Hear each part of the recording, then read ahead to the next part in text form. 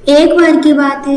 एक राजा की 12 राजकुमारियां थी जो सुंदर होने के कारण बहुत ज्यादा ही प्रसिद्ध थी। हर राजकुमारी की अपनी खूबसूरती थी, कोई भी किसी से कम नहीं था। राजा उन्हें पढ़ाने में बहुत सख्त थे। उन्होंने अपने बच्चों को सिलाई और कढ़ाई सीखने के लिए मजबूर किया, वह विषय जिन्हें लड़कियों के लिए उपयुक्त माना जाता है। राजकुमारियों, आज के लिए इतना ही काफी है। अपने कमरे में जाओ और सिलाई सीखना जारी रखो। तुम लड़कियों को ऐसी चीजें जानना बहुत जरूरी है। राजकुमारियों को लगभग अपने कक्ष में ही रहना पड़ता था, उन्हें कहीं जाने की अनुमति नहीं थी। मेरी बेटियों की शादी की उम्र होने लगी है, वह सभी खूबसूरत हैं। समय आने पर कई राजकुमार उनका हाथ मांगने के लिए आएंगे। राजा को विशेष करके नृत्य से नफरत थी, इसलिए उसने अपने बच्चों को कभी भी नृत्य करने की अनुमति नहीं दी।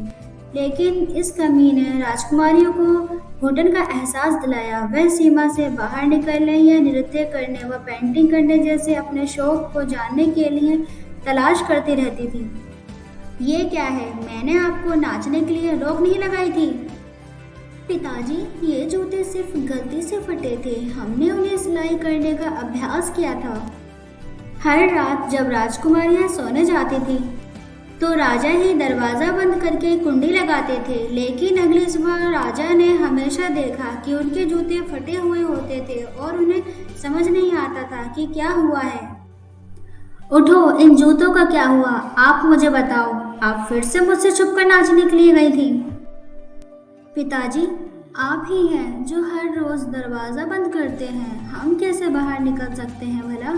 वे हमारे लंबे समय के उपयुक्त करने के कारण पड़ गए हैं और हम उन्हें ठीक नहीं करवा पाए। ये सुनकर राजा वहां से चला जाता है।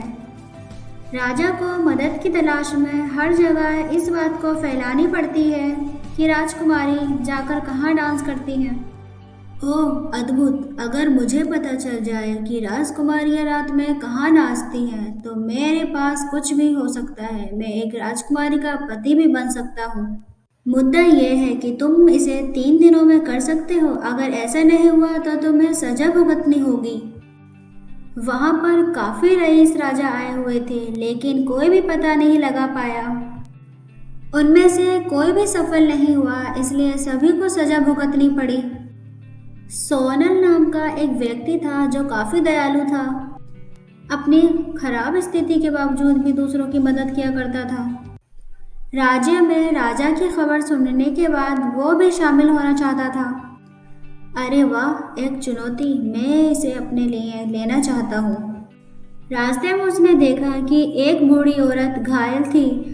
उसने उसकी मदद की। उसने उस बूढ़ी औरत को बचा लिया और वो एक परी में बदल गई। और परी द्वारा ये पता चला कि ये एक सिर्फ नाटक था जो परीक्षा लेने के लिए हुआ था। युवक, मैं ये बता दूं कि सिर्फ आप ही हैं जिसने मेरी मदद की है, इसके लिए धन्यवाद। मैं आपको एक चीज दूंगी।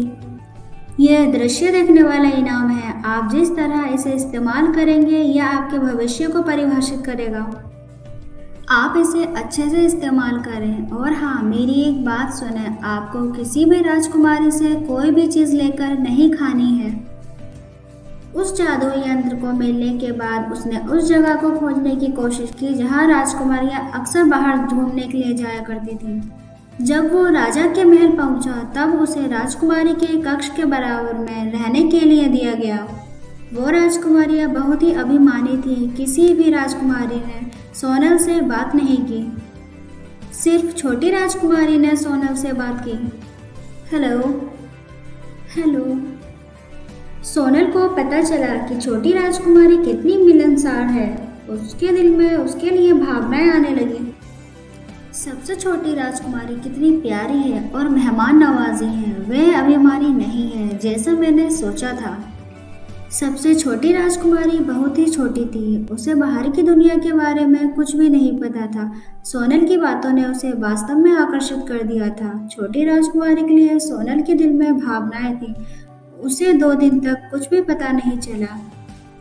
उसने 2 दिन तक सोनल को पीने के लिए शरबत दिया। उसमें वह नशीला पदार्थ मिलाती थी। छोटी राजकुमारी को सोनल के अच्छे स्वभाव के बारे में पता चला। अब वो भी सोनल को पसंद करने लगी थी। सोनल वो शरबत पीकर सो जाया करता था क्योंकि उसे नहीं पता था उसमें नशीला पदार्थ मिला हुआ था। सोनल, क्या कुछ पता चला?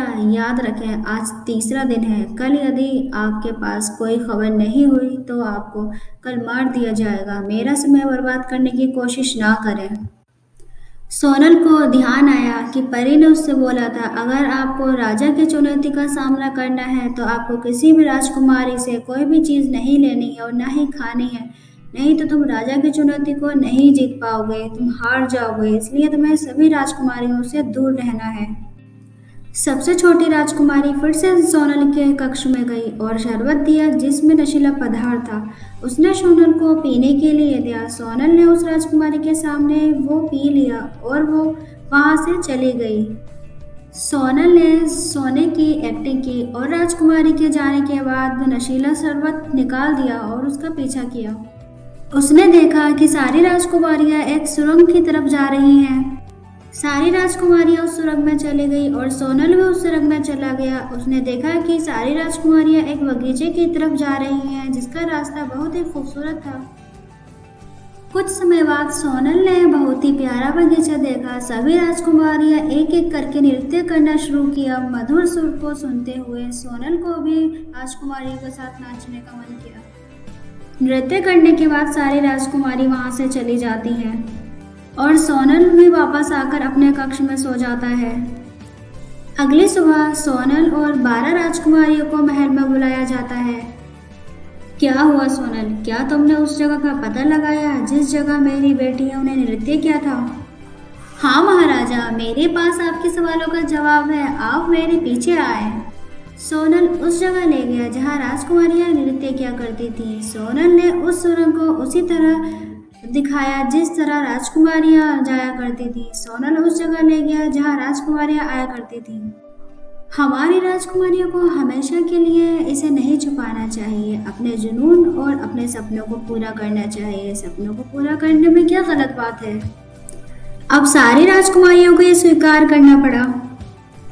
पिताजी, अब आप हमें हमारा निजी स्थान और नृत्य छोड़ने के लिए मना ना करें। आप जितना मना करते हैं हमें उतना ही जुनून होता है। आप हमें जितना रोकते हैं हम उतना ही नृत्य करना पसंद करते हैं।